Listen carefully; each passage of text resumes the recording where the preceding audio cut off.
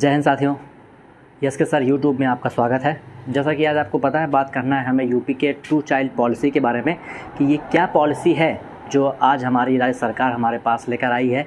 इसमें क्या क्या बदलाव किए गए हैं, ऐसी क्या नियम है जिसको फॉलो करना है, कैसे करना है, ना करने से क्या नुकसान होंगे, हो सकता है कि नहीं हो सकता और क्यों लाया गया है, सबका एक सटीक एनालिसिस के लिए आप कम से कम पूरा वीडियो देखें, तब आपको समझ में आएगा। और मैं ये बता देना चाहूँ सबसे पहले कि जो मणिपुर का विवाद है कि मणिपुर में जहाँ जितने बच्चे आप पैदा कर सकते हैं वहाँ पे प्राइजेस दिए जा रहे हैं, उसका, और चीन में 3 चाइल्ड पॉलिसी लाई गई है, इसका सब अपवाद आपका ख़त्म हो जाएगा। लेकिन पहले आप पूरे वीडियो को देखेंगे तब। तो शुरू करते हैं। जैसे 2 चाइल्ड पॉलिसी के बारे में आपको पता ही होगा। शुरुआत इसकी लगभग हमारी योगी सरकार कह रही है, यानी कि सरकार जी, राज्य की सरकार जो है यूपी की, वो ये बता रही है कि आप कम से कम 2 महीने के बाद इसे लागू कर दिया जाएगा लगभग। तो शुरुआत का मतलब ये हुआ कि यूपी के स्टेट लॉ कमीशन के चेयरमैन ए एन मित्तल जी के द्वारा इसे 2 महीने के बाद शुरुआत कर दिया जाएगा।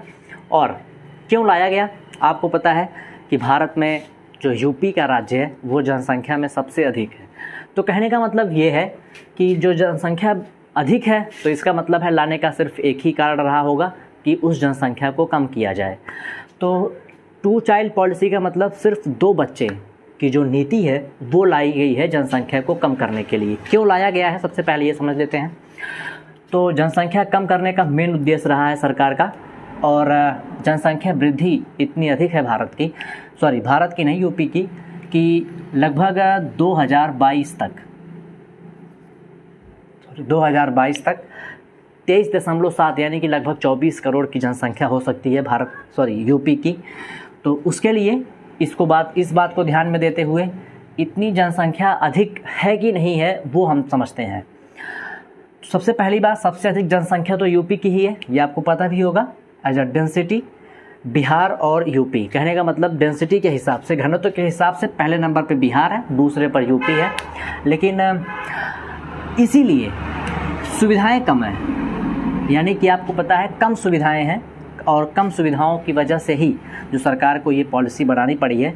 जैसे एक एग्जांपल के हिसाब से 1000 लोगों पर 0.34 डॉक्टर, कहने का मतलब ये हुआ कि कम से कम 3000 लोगों पर एक डॉक्टर हैं।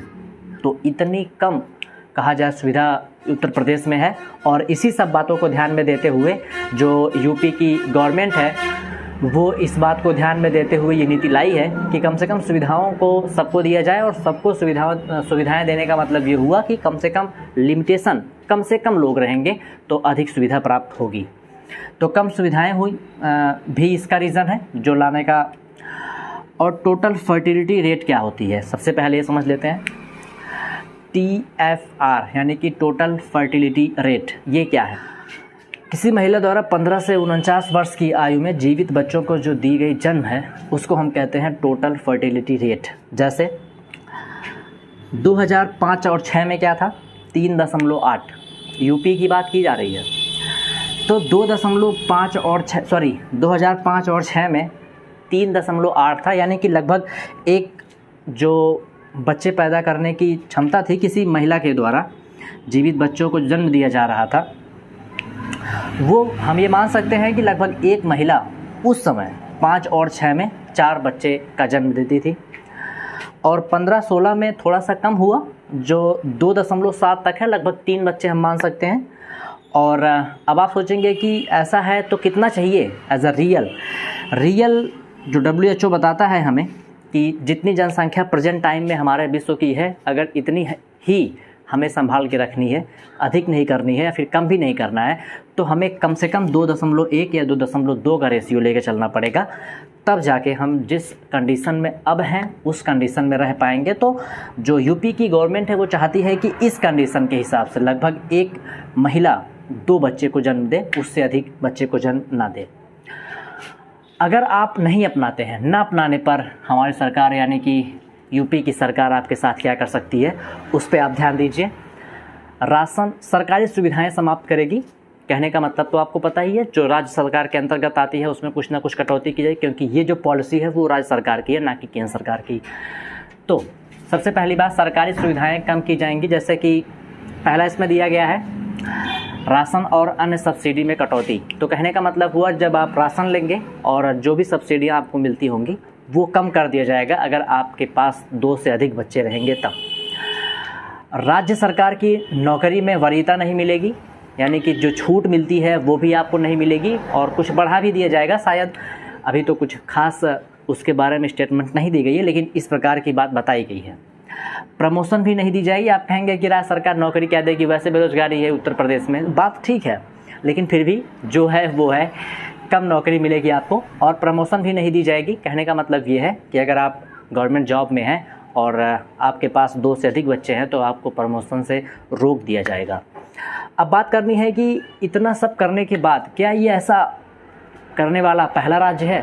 तो जी नहीं, यूपी के साथ साथ असम ने भी इसकी घोषणा की है कि वो 2 महीने बाद इस पॉलिसी को अपने यहाँ भी लागू कर देगा। तो कहने का मतलब उत्तर प्रदेश ये पहला राज्य नहीं है, साथ में उसके असम भी है। अब इसके साथ हम लोग तो कहने का मतलब यूपी और असम तो अब इस समय प्रेजेंट टाइम में इसकी बात कर रहे हैं, इसके पहले कुछ राज्यों पर लागू किया जा चुका है, जैसे मध्य प्रदेश, राजस्थान, महाराष्ट्र, गुजरात। ये राज्य अपने यहाँ पहले से ऐसी पॉलिसी लेकर आए हैं और इनका हम अब आगे ध्यान देंगे कि इनके यहाँ की स्थिति क्या चल रही है, क्या अगर पॉलिसी लाने पर कंडीशन कैसा रहा उसके बारे में ध्यान देंगे। तो जो भी आपको समझ में आया हो इसमें, जैसे कि पता चला कि शुरुआत क्यों की गई है, जनसंख्या अधिक होने की वजह से इसकी शुरुआत की गई है और लगभग 2 बच्चे 1 लोगों के रहेंगे। तो जितनी कंडीशन, जितनी जनसंख्या अब है वो बाद में भी रहेगी, और अगर ना आप नहीं मानेंगे इस पॉलिसी को तो इन सुविधाओं से आपको हटा दिया जाएगा, ये सुविधाएं आपको नहीं दी जाएंगी। और सरकारी सुविधाएं कहने का मतलब जो भी है, जो गवर्नमेंट सुविधाएं हैं वो आपको नहीं दी जा सकती हैं, और पहला राज्य ऐसा बन जाएगा। आप सोच, पहला राज्य नहीं है, साथ में ऐसे हमारे 4 राज्य हैं जो पहले से इसको फॉलो कर रहे हैं। यूपी के साथ असम भी इस राज्य को 2 महीने बाद लागू करेगा, तो ये पहला राज्य नहीं है। हम अब आगे ये ध्यान देंगे कि मध्य प्रदेश, राजस्थान, महाराष्ट्र और गुजरात में इसकी क्या हालत रही है, ऐसी पॉलिसी लाने के बाद क्या हुआ है अब तक, हम उस पर ध्यान देंगे। चलते हैं यहाँ पे। सबसे पहले जो राज्यों के परिणाम अब तक रहे हैं वो सबसे पहले मध्य प्रदेश लेकर आया था, देख सकते हो 2001 में लेकर आया था, और 2001 में लेकर आया। लोगों ने पता नहीं क्या मतलब पॉलिसी लाने के बाद जनसंख्या में और वृद्धि हो गई। जैसे 2001 में मध्य प्रदेश लेकर आया, 20% जनसंख्या बढ़ गई। 2 में लेकर आया राजस्थान, 21% बढ़ गई। 5 में लेके आए महाराष्ट्र और गुजरात, यहाँ पे 15, यहाँ पे 19% जनसंख्या तब बढ़ी है जब हमारे यहाँ ऐसी पॉलिसीज़ लाई गई हैं। लाने के बाद लोग जनसंख्या में वृद्धि किए हैं।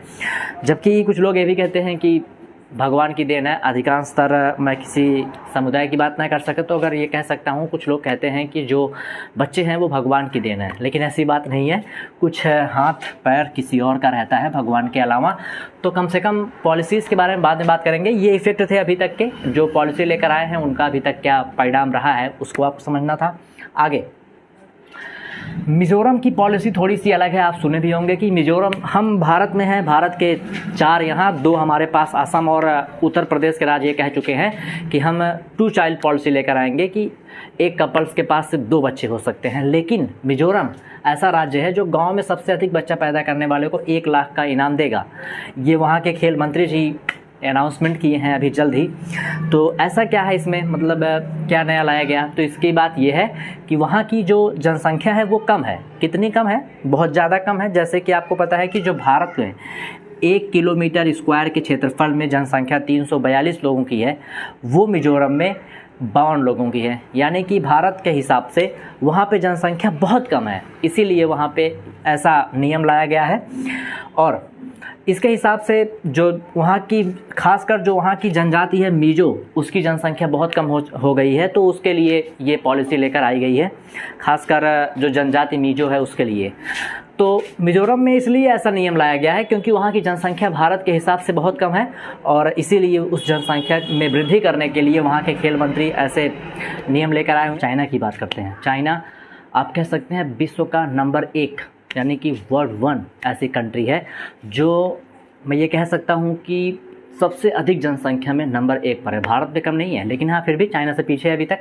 और यूएन की एक रिपोर्ट बताती है कि आने वाले कुछ सालों में भारत चाइना को पीछे छोड़ देगा जनसंख्या में, जबकि हमें ऐसा नहीं करना चाहिए। फिर भी आगे देखते हैं क्या करना होगा। 1970 में चाइना लेकर आया 2 चाइल्ड पॉलिसी। ये क्यों लाया गया था? सेम कंडीशन थी, जनसंख्या बहुत अधिक थी और उसको कम करने के लिए चीन 1970 में 2 चाइल्ड पॉलिसी लेकर आता है, यानी कि एक कपल और उसके 2 बच्चे होने चाहिए। 1980 में उसका कुछ प्रभाव खास दिखा नहीं, जनसंख्या कमी आई नहीं, तो 1 चाइल्ड पॉलिसी यानी कि 1 कपल 1 चाइल्ड। और उसके बाद 2020 यानी कि मैं कह सकता हूँ कि ये 1980 वाला जो है ये 2016 तक आते आते इसको 2 चाइल्ड में कन्वर्ट कर दिया गया था। लेकिन उसके बाद फिर भी जब 20 में जनगणना हुआ वहाँ का, तो उन्होंने देखा कि उनकी जनसंख्या बहुत ज़्यादा कम हो गई थी और कम होने के कारण उनके जो श्रम की कमी थी, यानी कि आप कह सकते हैं वहाँ की इकोनॉमी में गिरावट देखी गई। उसके लिए उन्होंने 2020 में 3 चाइल्ड पॉलिसी लाने का निर्णय किया और 2020 में वे 3 चाइल्ड पॉलिसी लाए, यानी कि कम से कम एक कपल के पास 3 बच्चे होने ज़रूरी हैं। तो ये चाइना की नीति है, समय समय पर बदलाव करके उन्होंने सही और गलत करने का पूरा प्रयास किया। और ऐसे देश जो जनसंख्या के लिए एक विस्फोट बने हुए हैं, उनके लिए ऐसी पॉलिसीज़ लाना ठीक भी हैं। अब मैं ये बात करना चाहूँगा कि जो पॉलिसीज़ भारत के लिए अलग अलग राज्य ला रहे हैं वो सही है कि गलत है, और अगर सही है तो क्यों है, गलत है तो क्यों है।